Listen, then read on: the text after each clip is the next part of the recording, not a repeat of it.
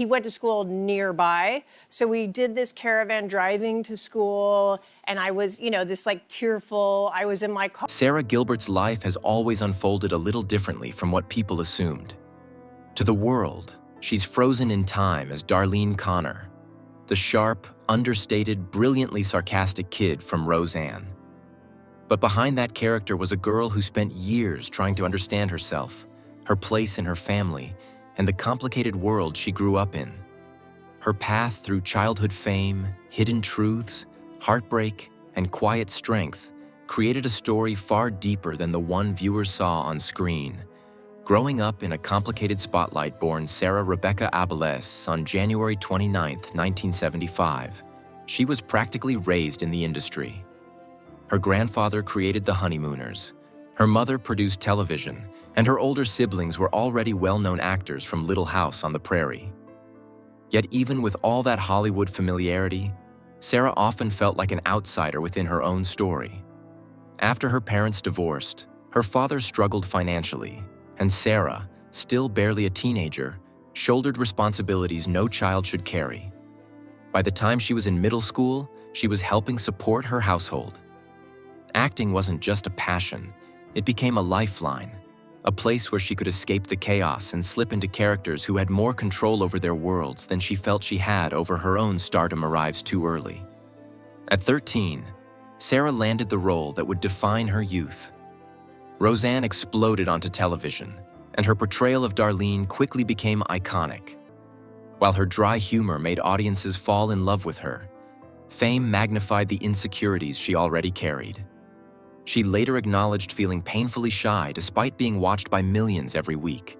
She didn't have a normal teenage life. She was balancing scripts, studio schedules, and schoolwork. Somehow, she still carved out space for her education, eventually earning a degree from Yale. Her academic success showed a level of discipline that hinted at the inner strength she rarely outwardly displayed. Discovering identity and protecting her truth. As Sara matured, she began wrestling with feelings she didn't understand. She dated co-star Johnny Galecki, but instead of clarity, the relationship brought emotional confusion. She eventually realized she was gay, a revelation that terrified her at the time. Johnny's warmth and support helped her through the discovery, and they remained friends long after their teenage romance ended.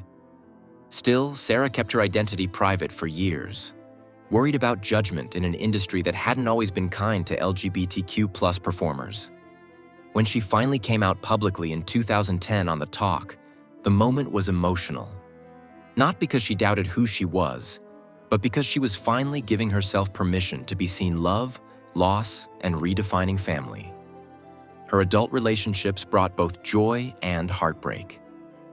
With writer Allison Adler, she built a family and welcomed 2 children. After they separated, Sara found love again with musician Linda Perry. Their marriage produced a son, Rhodes, and although they eventually divorced, they've maintained a supportive co-parenting relationship. Through each chapter, Sara learned that family doesn't stay the same. It grows, shifts, and rebuilds itself when needed. Reclaiming her voice professionally, Sara faced her own reckoning.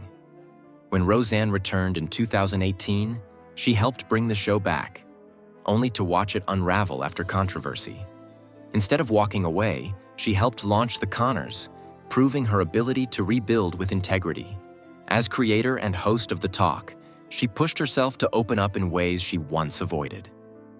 But after 9 seasons, she stepped away, choosing her mental health and her children over the demands of constant visibility. A life defined by quiet resilience. Sara Gilbert's journey is not one of dramatic headlines or loud reinventions. It's a subtle story, a woman growing, breaking, healing, and trying again. She has learned that honesty can be its own form of courage, and that resilience doesn't have to be loud to be powerful.